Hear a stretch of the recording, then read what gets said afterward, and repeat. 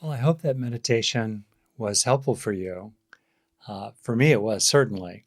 And it's an example and an introduction into what I hope to explore with you, which I want to warn you might seem a little fuzzy initially, but it's actually very much about how we can experience an underlying ground of resilient well being and peacefulness, even in a challenging world, even while facing and feeling really difficult things. So, I kind of invite you to strap on your seatbelt and hang out with me as I do a pretty deep dive into deep kinds of practice. So, here we go. Uh, I want to talk about, in effect, two distinctions. The first distinction is between becoming and being. The second distinction I'll get to in our experience is between figure and ground. Let me see if I can make sense out of this. So I want to start with a quotation from the Buddha, from the Dhammapada. Wonderful it is to train the mind, so swiftly moving, seizing whatever it wants. Good it is to have a well-trained mind, for a well-trained mind brings happiness.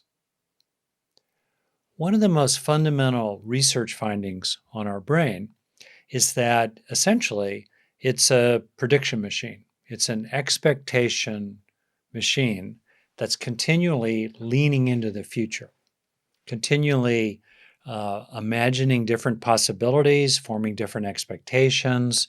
Simple things like how heavy a water bottle will be makes a prediction, and then it matches the sensory feedback from lifting the water bottle to that prediction and revises accordingly. And in this process of generating expectations, we are continuously drawn into becoming. And we are drawn into chasing various goals and becoming certain people, in effect, who we are becoming as we accomplish this goal, get that feedback from somebody else, end up in that position in a certain situation with other people. Who are we becoming?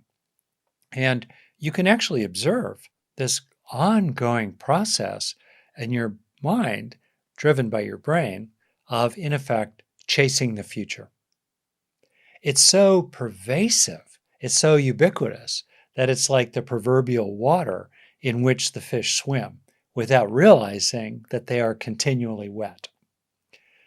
See if you can observe your own mind leaving the present again and again, even during this talk, in different kinds of becoming. Now, it's not that this movement toward becoming and who we are becoming and what we are getting and what we will come to be, it's not that it's inherently problematic. It's actually a great way to keep animals alive in the wild and to develop cortical networks, especially in the midline of the human species, that give us this incredible machinery inside our own head that is able to move back and forth between the past and the future.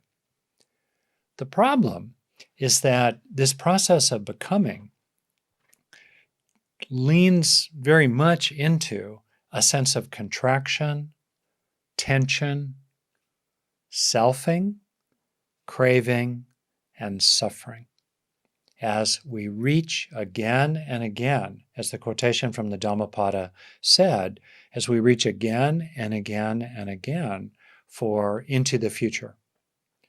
The mind routinely takes, very fluid, dynamic, fuzzy boundary, reality and essentializes it into various things, and then forms expectations about the rewards of getting those things or how good it will feel to avoid the bad things, and then gets caught up continuously in this machinery of becoming.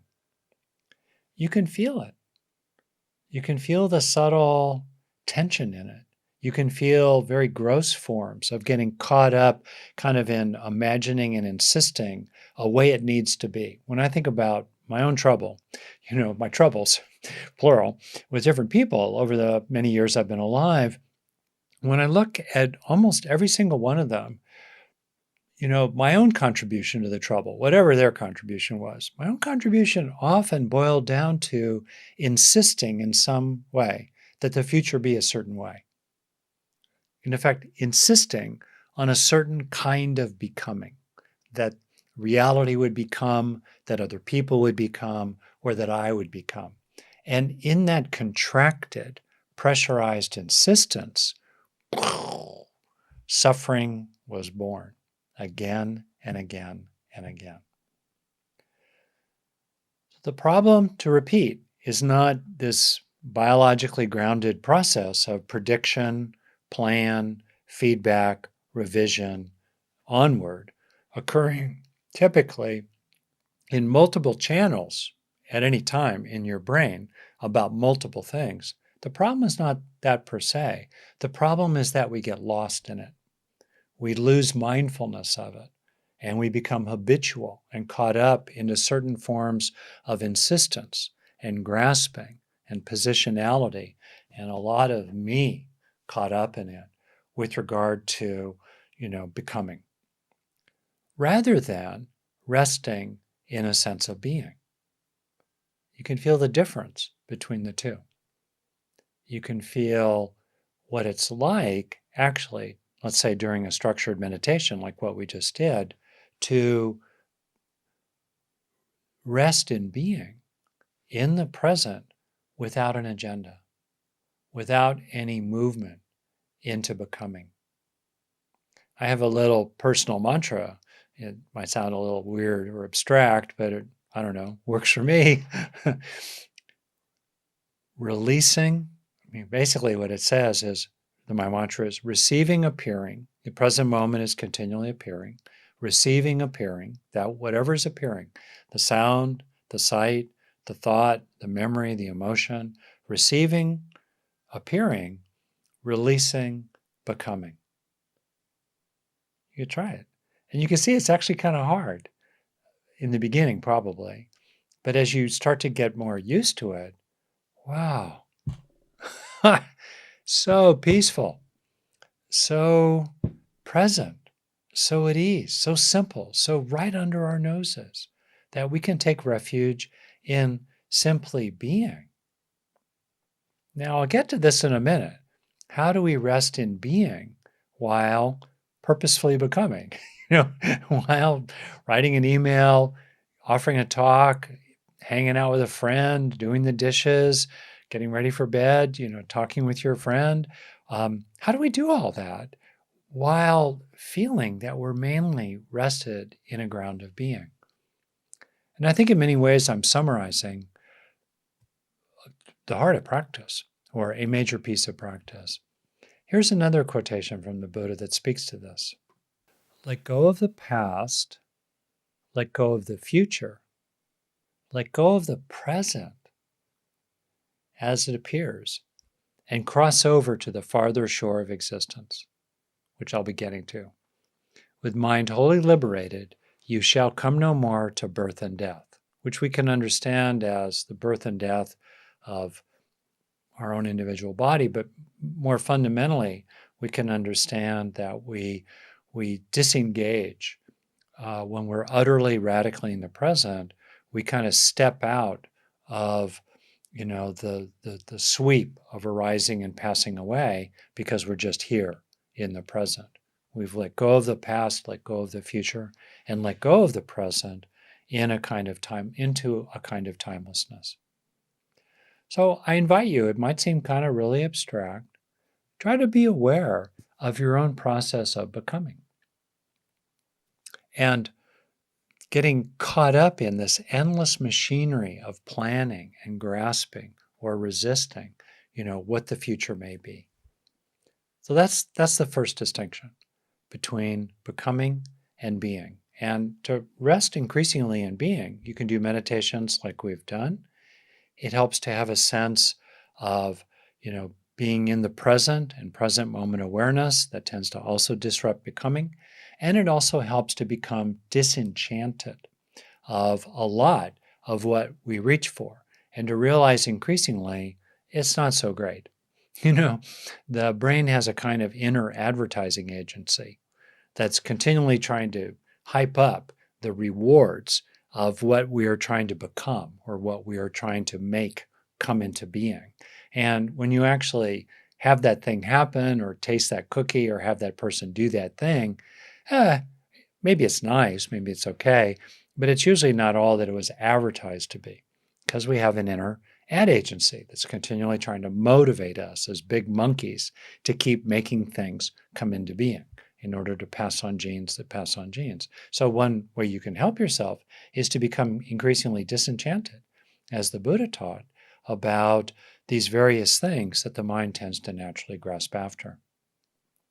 And you can play around, as I do, in really practical ways with what's it like to sustain a sense of being, a kind of spaciousness of being as actions occur. It's helpful to do actions kind of slowly, reach for the bottle of water kind of slowly and mindfully rather than habitually jerking your arm over there, for example, and see what it's like to realize that you can rest in being while talking with someone. You can rest in being while receiving ideas, getting information, making sense of it. Notice the tendency to contract out of being into becoming and getting invested in the future. There's a saying that if you don't want to be disappointed, don't get appointed to a particular version of the future. And see what that's like. You can really help yourself with this. Okay. A related distinction is between figure and ground. And what I mean by that is that we can be aware of having particular thoughts, particular desires, particular sounds, sights passing through awareness, fine. But more deeply and increasingly, we can have a sense of the field, the ground of awareness in which those experiences are occurring. And if you like, you can imagine the metaphor of a pond. Mind as like a pond. And there's the surface of the pond, which is ruffled by various waves, various ripples as the wind blows across it, or as some people maybe toss a stone or two into the pond, the ripples go out. There are ripples on the surface of the pond. Those are the figures, as it were. And then there is the ground. There is the surface of the pond altogether as a single unified field in which many patterns are occurring. See that? It might seem abstract, but again, if we look closely at our own experience, so much of our suffering structurally boils down to identifying with particular ripples moving through the field of awareness or resisting certain ripples or chasing after other ones. That's it. And so much of the instruction of the great teachers and so many traditions is to increasingly recognize this process of identification, grasping, and aversion with regard to various ripples in the pond of the mind, and instead gradually abide as the field of awareness as a whole. To do that, it helps to do practices that over time, as the Buddha taught, tranquilize the body, tranquilize the mind, and bring a certain resting that becomes increasingly as a trait, a kind of way of regularly being. So that helps some of the more agitated ripples settle down. There's certainly a place for practical steps, for intervening or acting as best one can in one's circumstances. If you're in a situation in which people are dropping boulders into your pond routinely, as much as you can, there's a place for trying to deal with that, whether it's at the immediate level of your own life or working with others or on your own at larger and larger scales, including social policy, public policy, and politics. You know, like poverty is a daily cascade of boulders into the ponds of people who are dealing with it. For example, racism, being on the receiving end of bias of various kinds, including at a, hearing in the United States Senate. There are a lot of, ponds, boulders coming at a person. Certainly there's a place for doing what we can in that regard. Certainly there's a place for doing what we can at the level of the physical body to, reduce the things that agitate the mind there as best we can, such as chronic pain. All right. That said, certainly as the Buddha taught, or as Alan Watts said, life is wiggly. Life is bumpy. A lot of things happen. And over time, what we can do is train ourselves so that more and more, even as ripples inevitably come and go through our awareness, more and more we identify with the field. More and more we identify with the ground. And here's where these two distinctions come together. Like I said, becoming distinct from being and figure distinct from ground.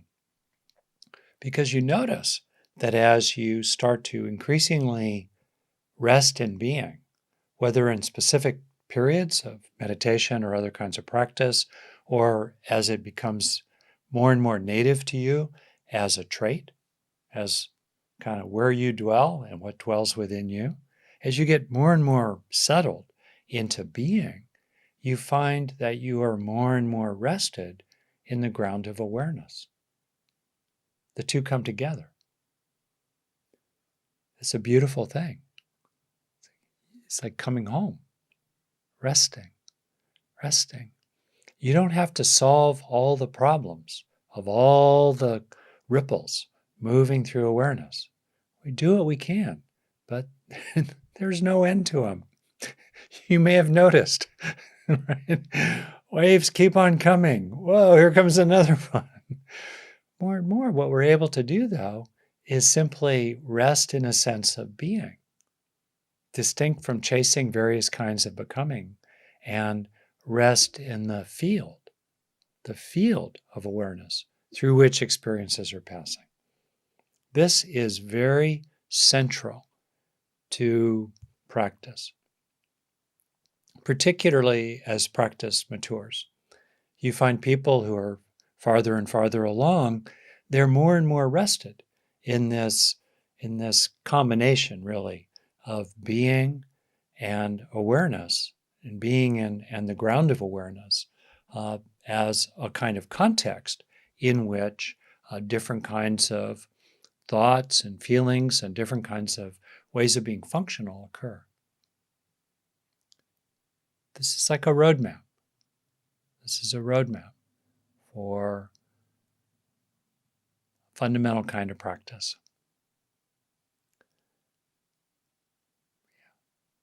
And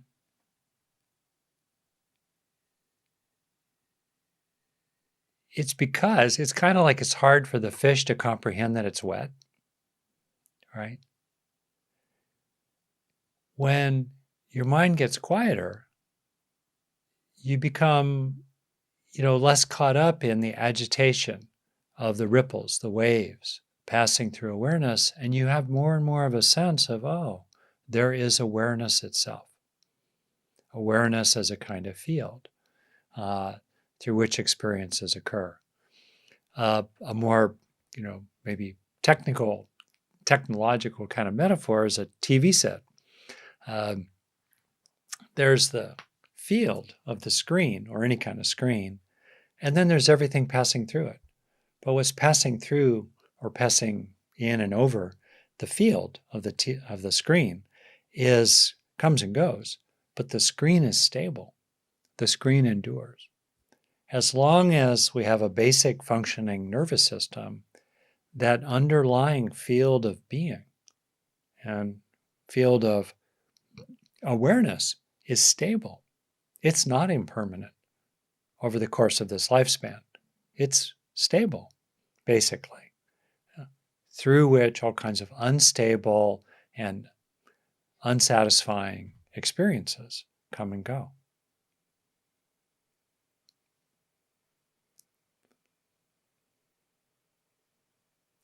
Now I want to really mess with you.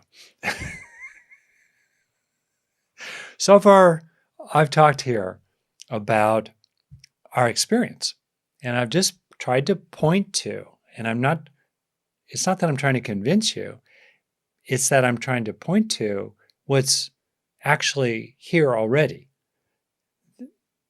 Becoming occurs in a field of being.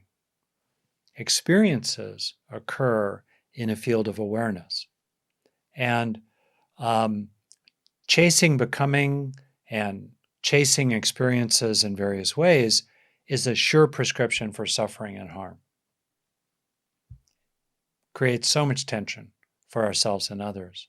And the opportunity is to have more and more of a direct experience of simply being, or more and more of an experience of being awareness in which experiences are passing. And this may start conceptual for you, and you might be shaking your head thinking, what? Rick, you've been gone for a few weeks. What have you been doing? This is a little out there. You might be thinking that. It's okay.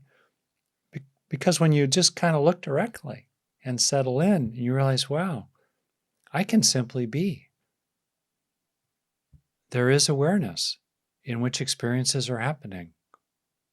Wow, no problem. That's available to us. And now I want to take it 2 steps further, and then I'll shut up and see what you have to say about this. So far, I've talked about how it is in our experience, in effect, subjectively. But I want to extend this objectively, because it's a fact that we can understand that our experiences, our ongoing sense of being, which is a kind of experience, it's a kind of mental phenomenon, the sense of being, and the field of awareness, also a kind of mental phenomenon. These mental phenomena arise dependent upon underlying physical, material, biological, neurological processes. We are a mind-body process, and this body in which the mind rests, as I've described it, including its fundamental attributes of beingness and awareness, the body in which this mind rests is a local ripple itself in the larger pond of the whole Big Bang universe.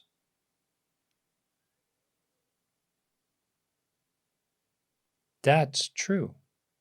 That's not me being kind of ecstatically poetic. It's actually true. And a person might, as Henry Schuckman guest taught, Stephen Snyder guest taught, and some people have spoken of in our group, our Sangha, when people have radical, non-dual, self-transcendent experiences, these are the major descriptors of these, self-transcendent, non-dual experiences, in which the sense of self falls away, and there's a complete sense of immersion in reality altogether, radiant reality altogether with no problem. That's a radical immersion in the truth of what I'm talking about. And many, many people have had those experiences, usually without psychedelics and sometimes with. We can also have brief glimpses or knowings of the full truth of that multiple times a day, where we really get, wow, this moment of experience, hearing, seeing, tasting, smelling, consciousness, this moment of experience is simply a local manifestation of the whole universe operating. Wow. So we have a second kind of ground. The first kind is the subjective ground of being and awareness as an attribute of our mind. All right. And resting in that ground of the mind is itself a release from suffering and harming oneself and others. That's great. That particular ground rests in the fundamental ground of physical reality altogether. And you can have kind of a intuition of that and a growing sense of that, and occasionally perhaps radical self-transcendent breakthroughs into that realization. I have found for me that, because I'm a conceptual kind of guy, it has helped to understand this conceptually, that this moment of hearing and seeing and tasting and remembering and so forth is being constructed continuously by physical processes in my body that are nested in and extend out into and are very fuzzily distinct from, life and earth and oxygen and trees and sunlight and gravity and the Milky Way galaxy and all the rest of that. That's the ground of all in ordinary reality, through which all kinds of things pass. Gophers and galaxies, and you and I are ripples in the vast pond of the Big Bang universe. And we can have an intuition of the pond altogether, of the universe altogether, in which we are a local manifestation. That's available to us, actually, in a growing way, especially as practice deepens. And then, to really go all the way, many people stop here. And I respect that. I'm fine with it. That's kind of the view of scientific materialism. This is it. It's just the clockwork Big Bang universe unfolding in remarkable ways. All right.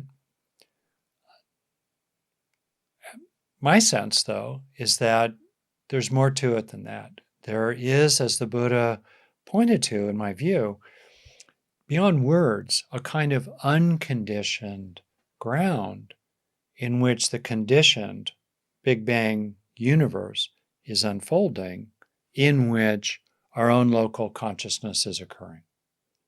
And this deepest ground of all is the territory, as people point to it, beyond language, of timelessness, eternal, unconditioned, the absolute.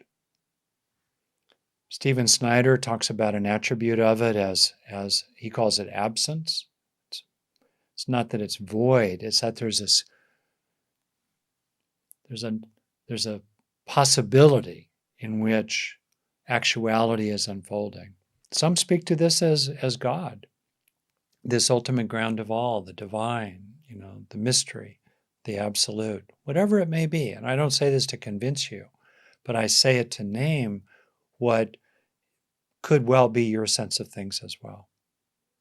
And so to finish here, if we imagine, or a way of looking at really deep practice, I myself, when I first kind of came back to Buddhism, I first encountered it through Zen a little bit, mainly through reading in the 1970s, wandered around a little bit, and then got connected with Spirit Rock, I think in the 80s or 90s, probably the early 1990s.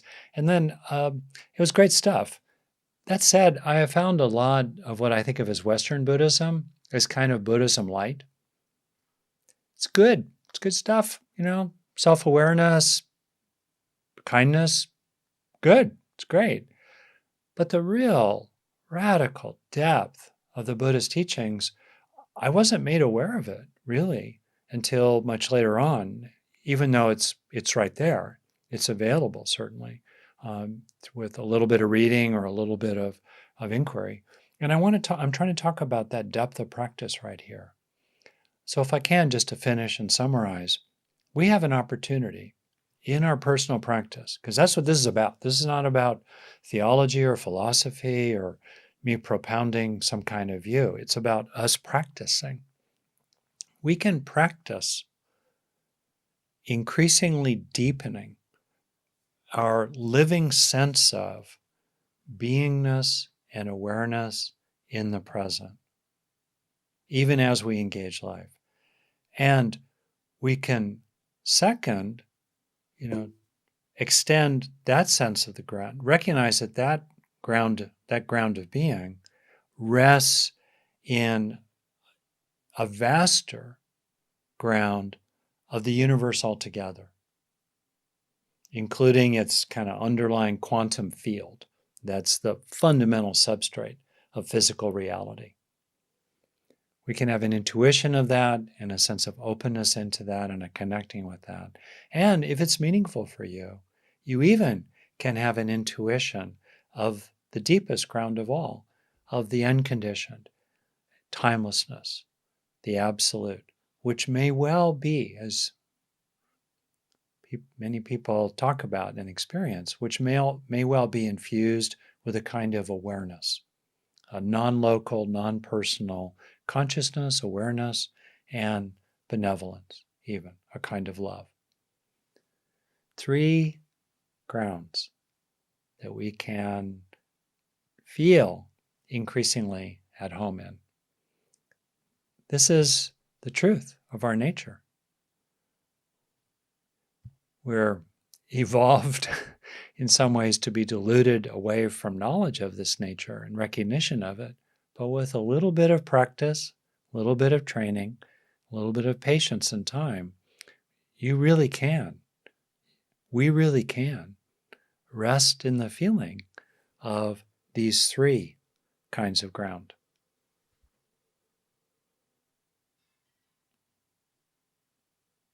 Really? Okay, so I'm going to see what's been said. It's okay if this is confusing. This is, something to become more and more, focus on it through your own experience, especially the first kind of ground that I talked about. What's it like to be in the present without seeking anything, without having an agenda? What's it like to listen to another person with no expectation or agenda? That's an example of simply being. Can you have a sense of your own field of awareness in which thoughts are occurring or sounds are occurring? Like, what's the field in which hearing is occurring directly? You can recognize that directly. Okay. So let's see. Any questions or comments?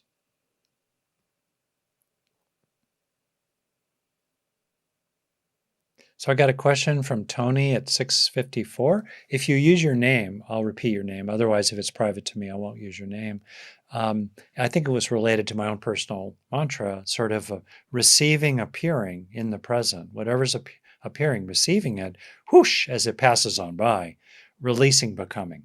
Receiving, appearing, releasing, becoming. It's not that I'm trying to, order you to do that. It's more like I'm just sharing something that's been kind of, it's a weird mantra, right? But it works for me. So does releasing,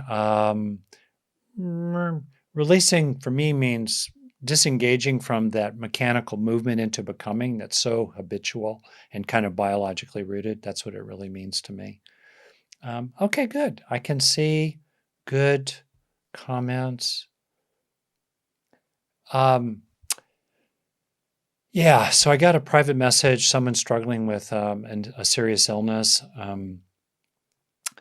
and who basically who says, I've described how you're feeling, and this person understandably is worn out from becoming. I really get it. Any suggestions for turning off becoming? So I want to just mention a few. 1, awareness of spaciousness. Neurologically and otherwise, as soon as we start to get a sense just of kind of spaciousness, or you lift your eyes up from whatever you're looking at that's close to you out to the horizon, that naturally tends to move us into a sense of the field, the ground, and away from particular parts inside it, including our own personal egocentric point of view. That's 1.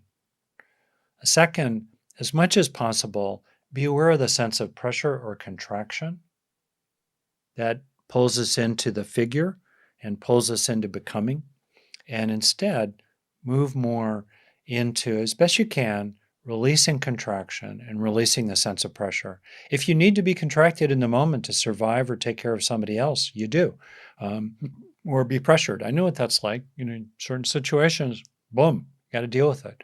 But when it's not necessary, see if you can be mindful of it and release and relax it.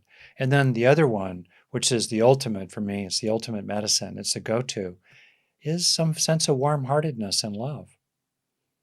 As soon as we start having a sense of warm-heartedness and lovingness flowing out and flowing in, whoosh, that tends to open us out into the ground of being more broadly and tends to relax and release the self-contraction. So, okay, I see people whose hands raised.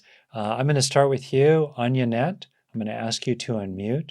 And if you could turn on your camera, that's great. But if not, no worries. As always, not personal. You've probably heard me say it. Please be succinct and focus on what I'm talking about tonight. Okay, go for it. So great to see you, Rick. Good to see you too. Okay, so I'm going to use a specific example for my question. I'm changing careers and starting an art business, and which has been my dream.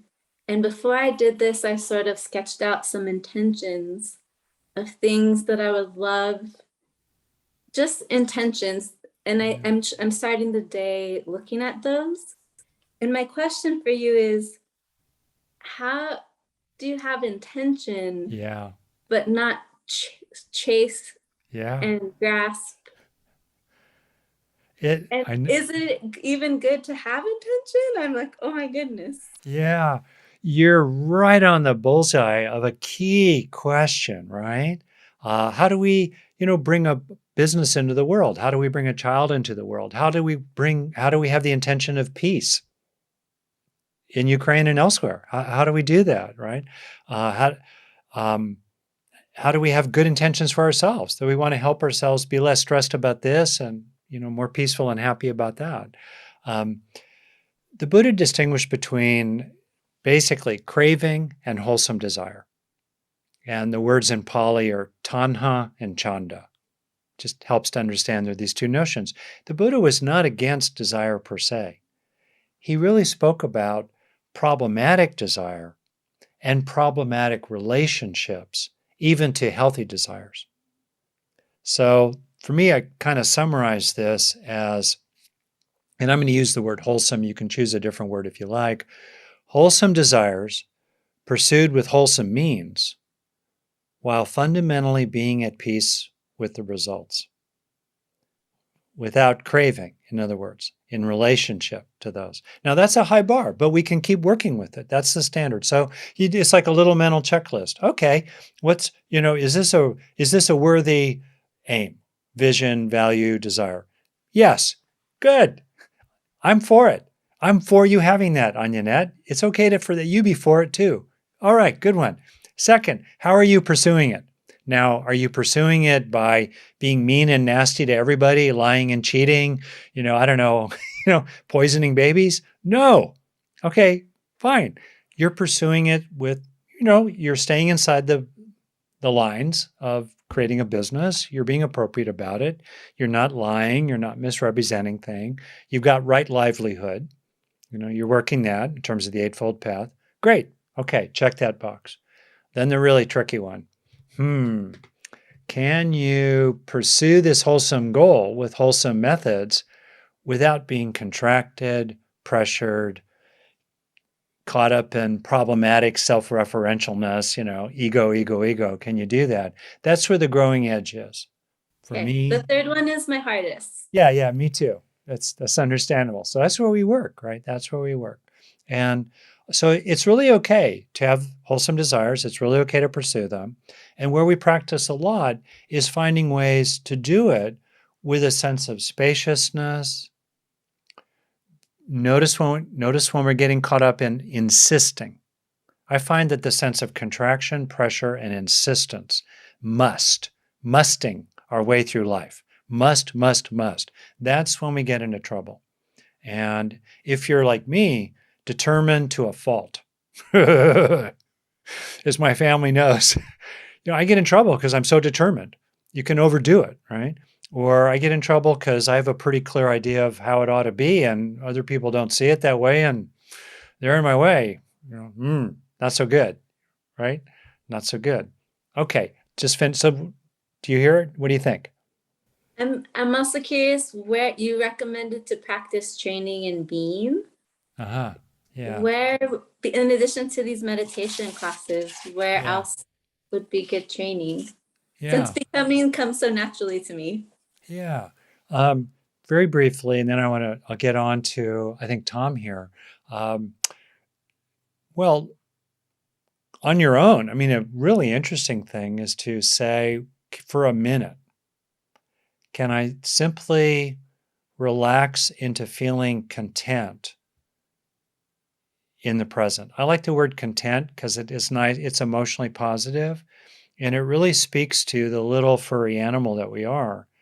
Can this animal feel like it has enough in the present? It doesn't need to push anything away in terms of safety. It doesn't need to chase anything or grasp anything in terms of satisfaction. And it doesn't need to cling to anyone in terms of our need for connection. Just right there for a minute. Can you do that? And as soon as you try to do it, you'll watch how tricky your mind is, how quickly it will want to imagine a threat and push it away, or imagine a reward and grasp it, or imagine another person and pull for that social supply, you know? Yeah. So I would do that. Okay, Yeah. thank And you, you're, Rick. you're good. You're good. Okay, great. Thank you very much. I'm going to mute you and shift to Tom, ask you to unmute Tom. Great. Good. Thank you for the talk, Rick. Just a foundation question for meditation. When we are staying present or being present, are we feeling our breath, or are we controlling our breath? Okay, great. If we're working with breath meditation, it's possible to do certain kinds of breath meditations like pranayama, where we are controlling the breath in very specific ways. And I've done some of that. There are people who've done a lot of that. That's a way to do it. Okay, great. Typically in sort of vipassana mind, Buddhist vipassana style meditating, mindfulness of breathing, mindfulness of the body.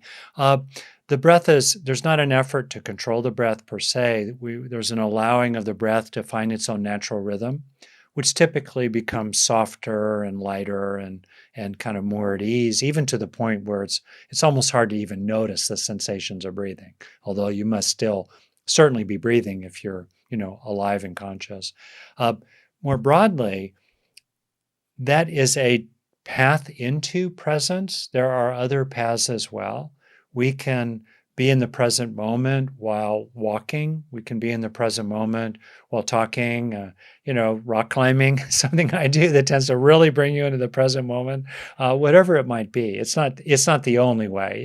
It's just a means to an end. And it's important not to get attached to that particular means, but to keep focusing, as you understand, on the end itself. Thank you so much. Okay, great. Yeah, great. If you don't know this already, Tom, you might look up a good translation of what's called the Anapanasati Sutta, mindfulness of breathing. Yeah, I can see you're familiar with it. And just working with the first 4 or 5 or 6 of those steps, already you're in the deep end of the pool by the time you get to the 4th or 5th of them. Yeah. Okay, great. Okay, good. All right, next person, and I'm going to keep moving because it's 7:30. Kate and Rob. Looks like I'm talking with Kate. You have to unmute yourself. I've asked you to. There you go. Great. This is truly inspirational, and we've known people, including the guy sitting next to me here, who've gotten into these wonderful states. My concern is that many of the people on the Wednesday night calls have expressed a sense that they aren't enough. And how best can you've answered this indirectly, but I'd like to specifically ask you to address how how best people cannot fall into that trap of their practice not being good enough, or they're becoming jealous of those whose practices aren't feel they're present. Ugh, never mind. Yeah. We have some friends who actually are Buddhist teachers who, kind of sometimes feel their practice is not enough, and it's hard to see. Yeah. That's a very important question. I could spend considerable time on it, but I want to try to get also to the last two people, and Karen Z and Barbara Moser. So I'll just say this. There are different levels of answering that question. One, of course, is to be aware of just the training, the patterning we've gotten in the culture and in our own childhood in a variety of ways that pulls us into what Tara Brach calls the trance of unworthiness. And her book, Radical Acceptance, and her another book recently, all her work is fantastic, as you probably know. And I'm especially fond of the first book, Radical Acceptance, and her most recent book, Trusting the Gold. They both are just profound. And so we can do the work psychologically, whether in a formal setting with a counselor or more on our own, to just try to address those feelings of inadequacy, which were very prominent for me. I've personally really worked on this territory. So that's one thing, the psychological work of releasing self-doubt, releasing unfair self-criticism, stepping out of comparing mind, disengaging from those habits. That's psychological work. A second piece of this is to find a kind of resting in innate goodness. The Mahayana tradition, particularly Tibetan, is really strong on this. I think the early Buddhists could learn from the Mahayanas, certainly in this regard, and some others as well. Just the sense of inherent wakefulness, lovingness, and wisdom that's innate, that transcends achievement and performance of any kind. It's innate. It's already realized. It's already true. We may not be aware of it, but it's already real. It's already true. And then, if I could, I think the third thing I'll just say here, and then I'll move on, is that I think there is a place, and this is where I want to, I might stir the waters here. I think there is a place for becoming more skillful. And one way to become more skillful is to observe one's, dare I say it, performance, in effect. How are you doing? And to also look at people who are more skillful than you in some regard, not because you're less than them or inferior, but because you're helping yourself in wonderful and self-nurturing ways to learn from them, to see how they do it, right? And so I think that's okay. I think there's a place for feeling your way into the way of being of others whose practice maybe is a little more established or a little farther along. They relate to things in ways that might feel a little lighter, more skillful, wiser, and to learn from them. I think it's okay to do that. And I think there are pitfalls on either side. I mean, on the one hand, there's certainly the pitfall of comparing mind. You hear someone talk and you think, damn, I just can't be there. Darn, I wish I could be there. I'm not. Okay, that's a pitfall. Watch out for it. On the other hand, there's the pitfall I think some teachers may have that is so fearful of other people getting caught up in feelings of inadequacy that they don't talk with them about the full possibilities of awakening. And so I try to avoid both pitfalls, I guess, and find that middle way between them. I don't know. I hope that was helpful. Yes. Okay, good. Thank you. Okay, I'm going to really keep rolling here. So Karen Z, I'm asking you to unmute. And by the way, other people, if you want to leave, it's really okay. Karen Z, can you unmute yourself? Great. Hello. Oh, hi. Oh, I looked so much better in my photo, didn't I? Okay. Most of us So, do. It's yes. Well, no, anyway.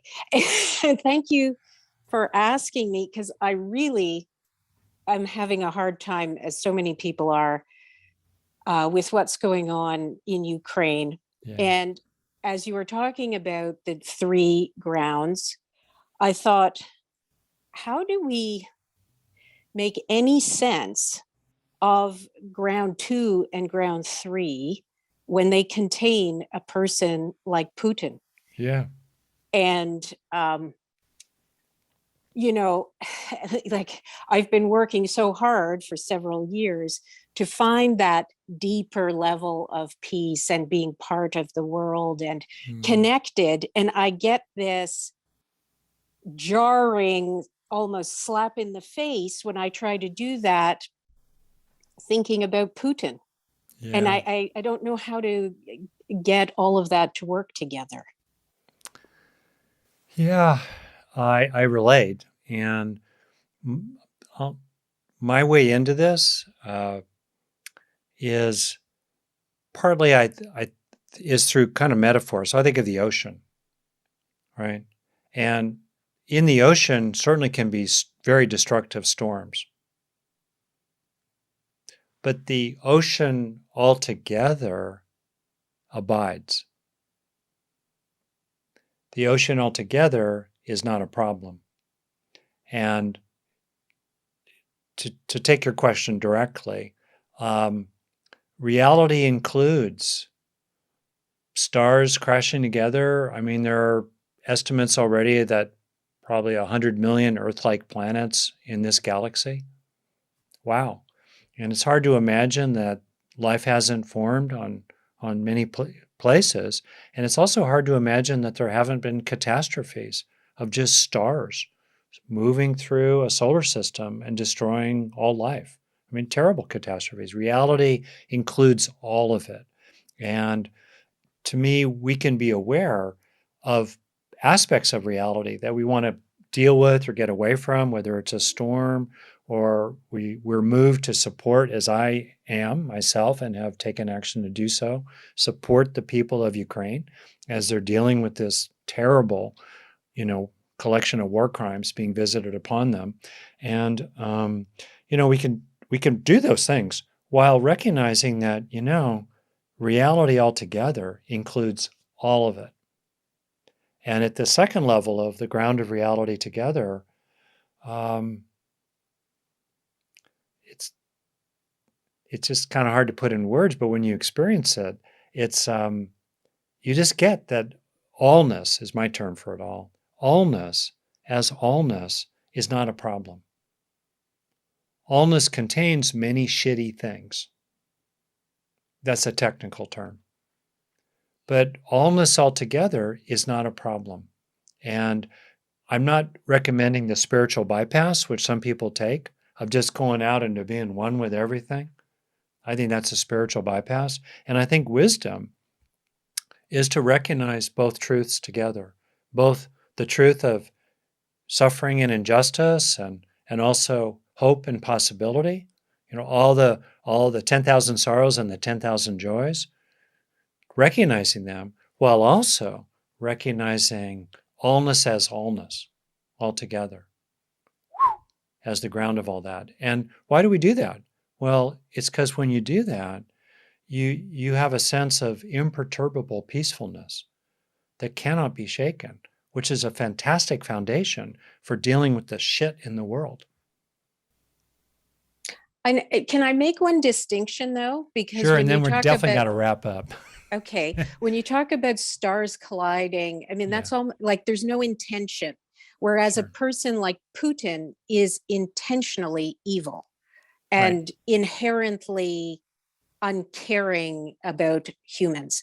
And right. so this to me is a distinction of, and so are you Sure. saying that allness includes evil? Yeah, I think reality. We look at the Big Bang, Hitler, Genghis Khan, terrible things, Pol Pot, just all kinds of terrible things and stuff names we've never heard of, but just terrible, evil, abuse, child abuse, terrible things, racism, slavery, just treatment of women, females, girls and women over the millennia, just so many. Yeah, it includes all that. It includes trees, it includes hurricanes, gophers, it includes malice. I mean, all of it, right? All of it is true. It is true. And I'm just saying, it's kind of like I'm not trying to persuade you. It's more like I'm just naming a possibility and an invitation that something happens when we have a sense of allness altogether. And the great teachers talk about this. Something happens when you have a sense of allness altogether that helps you find a kind of undisturbable rest in the core of your being, which is infused with compassion and is a very powerful basis upon which we can act effectively in the world. As we see in people who've had this realization of oneness, allness, they don't just sit around, eating donuts and laughing foolishly. They roll up their sleeves and try to help. That's kind of what the invitation is. It's a sense of power. Yeah. I better wrap up, even though as inviting as this is. Is that okay, Karen? Yes, okay? Thank you so much. Great stuff. I really appreciate it. Yeah, that's great. Okay, thank you. Okay, last, and next week I will end on time. All right, Barbara, I'm asking you to unmute. Great. Okay, I'll try to be quick. Bring us home. All right. Well, I guess I'm sheepish because I'm bringing it back to a very personal sort of issue. So away from the big global world. But I just briefly, I'm very entangled in a platonic relationship with another person that I can see when you're speaking. This is sort of a light bulb going off that it's totally wrapped up in becoming. And we're pulling each other in this direction. And it's particularly painful for me because I see my part in it and I see myself pulled away from my innate goodness and kindness. And it's really bothering me and it's really invading. And so I'm sort of trying to grasp the potential of being instead of being pulled along, but I'm not quite sure how to disentangle myself from this other person as we both sort of pull each other in what I consider a bad direction. Yeah. So I'm wondering if you have any words to speak to that. And I really appreciate everything you've been saying. Thank you. Oh, sure. Well, first, I do relate, and I'm, kind of reflecting on versions of that. One thing we can do is to just, get off the battlefield for a little bit, outwardly and inwardly, and just sort of sit quietly for a minute or two or longer, kind of, and settle. And what will naturally probably happen for you, Barbara, and you'll feel it, is you'll start to get a sense of your own kind of core of being, this kind of core in you that can witness with compassion, with a kind of fair witnessing of your own processes, good and bad, your own neurotic processes, your own sweet, caring, tender, lovely processes, the whole of it. So there's a kind of a core of being in you that can step back from and witness your own internal mishigas, all the toing and froing inside your mind, and can also see that other person and their stuff, and can witness this core of your being, can witness the entanglement of these two minds, of these two people. That separation that I'm describing is enormously helpful. And as you do that, you can kind of focus more and more on what's it feel like to rest in this kind of core of being. What's this feel like? So that you can kind of establish yourself more there. You literally can almost move your body a little bit. It can kind of help to go, All right.